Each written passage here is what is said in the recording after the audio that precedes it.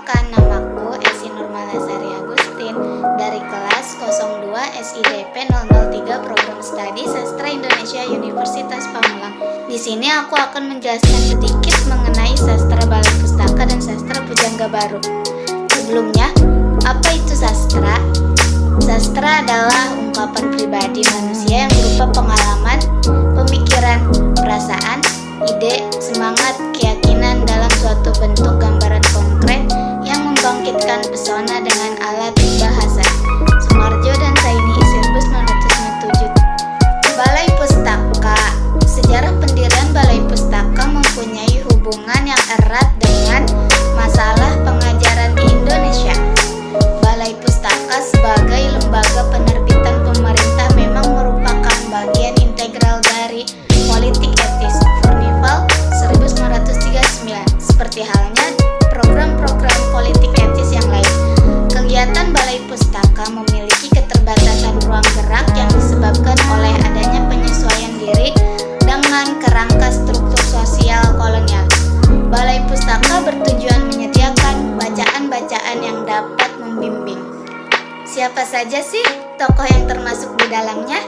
Nah, berikut ada beberapa tokoh yang ada di dalam sastra Balai Pustaka. Tokoh dan karya pada Balai Pustaka.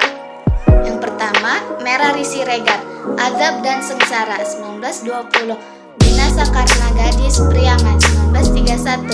Yang kedua, Marah Rusli, Siti Nurbaya 1922, Lahami 1924, Anak dan Kemenakan 1956. Yang ketiga, Muhammad Yamin, Tanah Air 1922, Indonesia Tumpah Darahku 1928, Ken Arok dan Ken Dede 1934.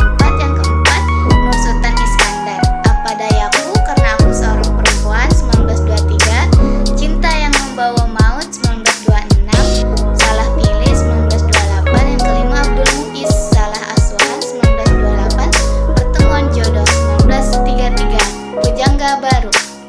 Pujangga Baru adalah salah satu gerakan dalam bidang kebudayaan yang di dalamnya mencakup sastra. Selain Pujangga Baru, banyak media-media yang memaparkan oleh para sastrawan untuk mengekspresikan idenya. Media-media tersebut antara lain Timbul dan Panji Pustaka. Keduanya memiliki rubrik khusus sastra. Dan apa sih tujuan adanya majalah Pujangga Baru? Majalah Pujangga Baru bertujuan untuk membawa atau menyebarkan semangat baru dalam lapangan kesusastraan, kesenian, kebudayaan, dan sosial yang tujuan akhirnya adalah terbentuknya persatuan bangsa. Karakteristik Pujangga Baru meliputi karya-karya angkatan Pujangga Baru dari berbagai genre sastra. Karya-karya tersebut yaitu dalam bentuk prosa, puisi, dan drama. Nah, Pujangga Baru juga ada tokoh dan karyanya loh teman-teman. Tokoh dan karya pada Pujangga Baru. Penulis dan karya sastra Pujangga Baru. 1.